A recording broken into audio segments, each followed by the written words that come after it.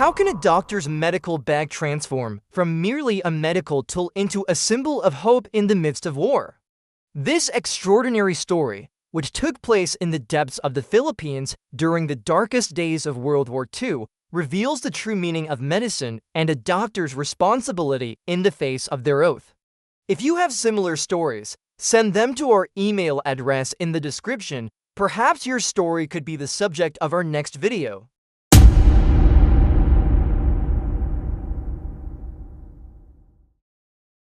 I am Dr. Michael Thompson. I am now 67 years old and enjoying my retirement, but the memories of that night are still fresh in my mind.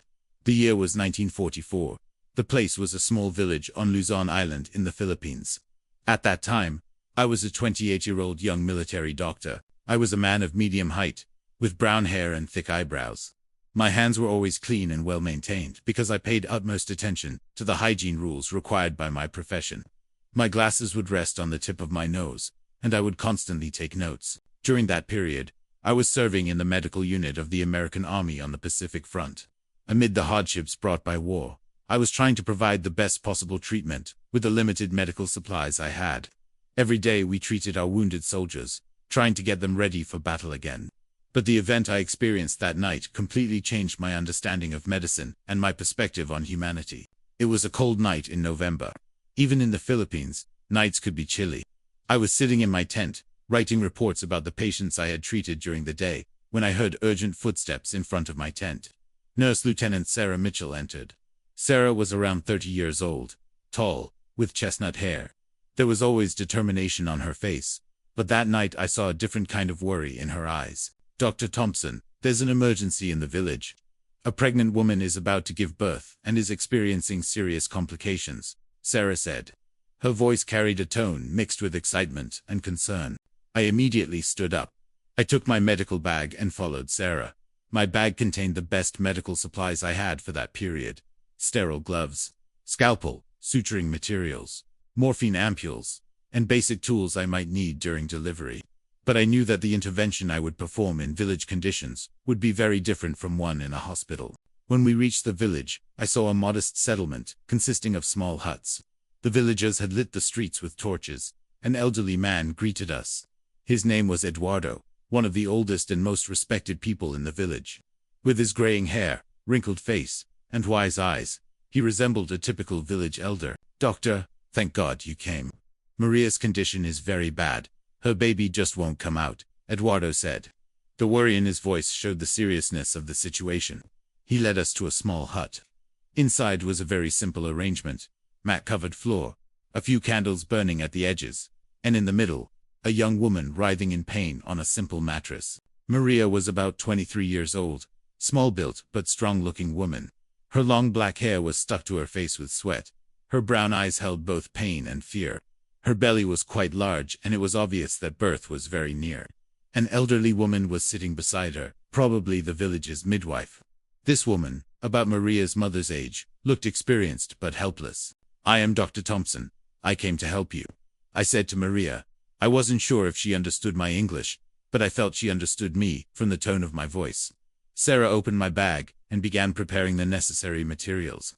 Working by candlelight was difficult, but I tried to create as sterile an environment as possible. When I examined Maria, I understood that the situation was truly critical. The baby's position was not normal, and the dilation necessary for natural birth had not yet occurred. Moreover, Maria's pulse was very fast and her blood pressure was low. In this situation, both the mother's and the baby's lives were in danger. "Sarah, prepare morphine. We need to relieve Maria's pain. Also, we need more light," I said. The villagers brought more candles and torches. I was working in primitive conditions, but I was trying to provide the best intervention, using everything I had learned during my medical education. Hours passed and the situation became increasingly difficult. Maria's strength was depleting. Several times I noticed her pulse dropping. Sarah was constantly wiping sweat from her forehead. I also felt my hands trembling but tried to stay calm. "Maria, stay with me, keep breathing," I kept saying. I was checking her pulse, closely monitoring her condition. As the night progressed, the other women of the village also gathered around the hut. They were praying silently.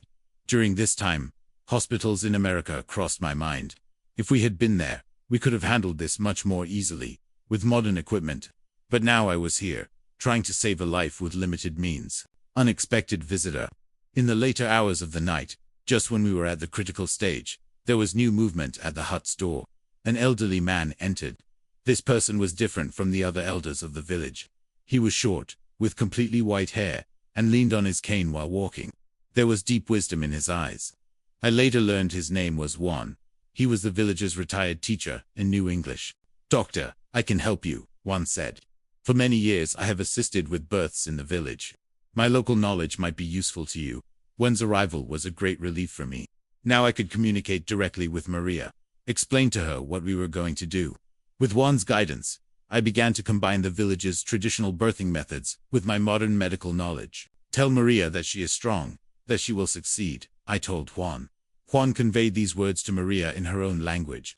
Lights of hope began to shine on Maria's face. It was past midnight when Maria's condition suddenly worsened. Her blood pressure dropped dramatically and her level of consciousness decreased. Sarah immediately checked her pulse. "Doctor, pulse is very weak. Emergency intervention needed," Sarah said in a worried voice. At this moment, I needed to use all my medical knowledge. I began supporting Maria's circulation using the stimulant drugs in my bag. Juan also organized the villagers. Women brought hot water. Men provided more lighting. "Tonight we will not give up here," I said to myself. "I will not let either Maria or her baby die." Those moments were among the most difficult in my profession. If I had been in a modern hospital environment, I would undoubtedly have had more options. But here, in primitive conditions, I could only rely on my knowledge, experience, and determination. Maria was struggling silently. Her eyes were closed, but she was trying to regulate her breathing. I was holding her hand tightly and feeling every change in her pulse. Sarah was also constantly wiping sweat from her forehead. Juan was constantly whispering encouraging words in Maria's ear. "Your baby is waiting for you. Be strong," he was saying. I could see that these words had a positive effect on Maria. Outside the hut, the villagers were waiting silently.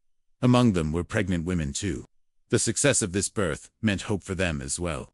If Maria succeeded, they would feel safe too. In the darkest hours of the night, just when I was about to despair, there was a sudden development in Maria's condition.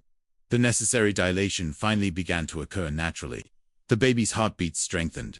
"Sarah, get ready. The baby is coming," I said. Those moments were the most intense of my life. My hands were working with surgical precision. Among the villagers' silent prayers, the flickering light of candles, and Maria's moans, I was preparing to witness the miracle of medicine. It was past 4 in the morning when I finally saw the baby's head. It was slowly coming into the world.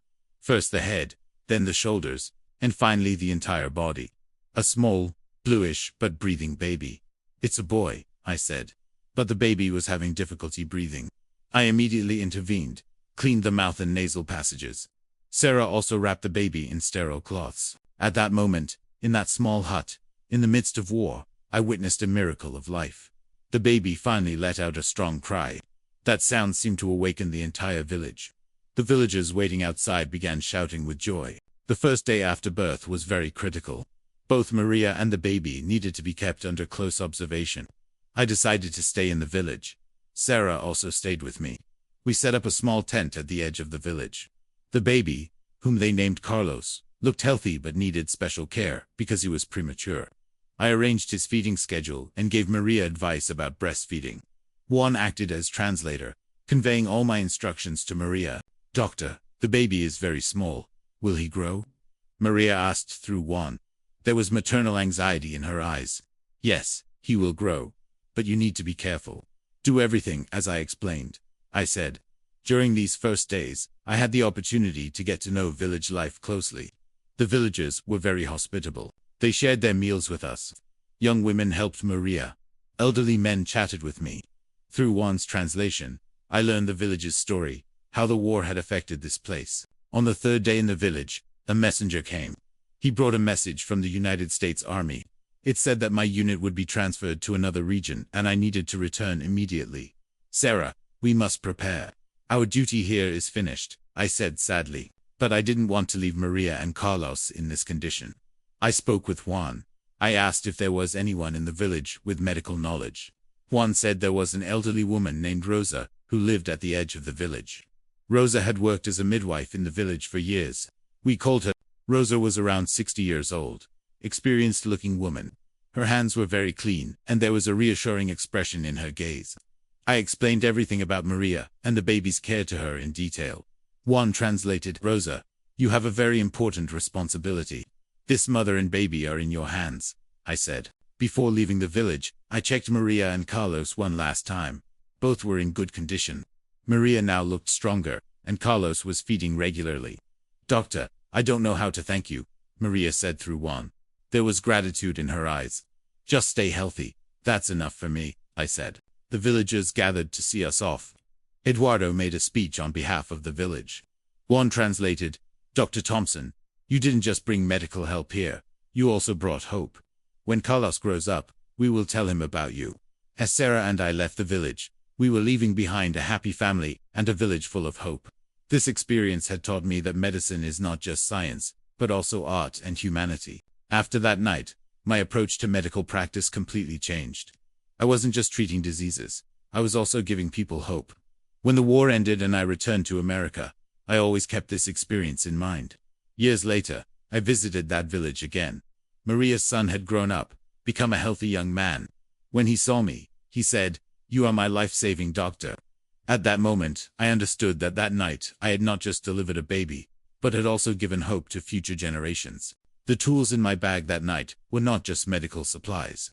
They were symbols of hope, science, and humanity. Every doctor knows that their heart is as important as the tools in their hands. That night in that small village in the Philippines, I experienced this truth once again. Dr. Thompson's experience at night shows that war doesn't just bring destruction, but also brings out the most beautiful aspects of humanity. The true meaning of medicine is not just treating disease, but also giving hope. This story reminds us that humanity can triumph even in the most difficult conditions. You too can share your similar experiences in the comments.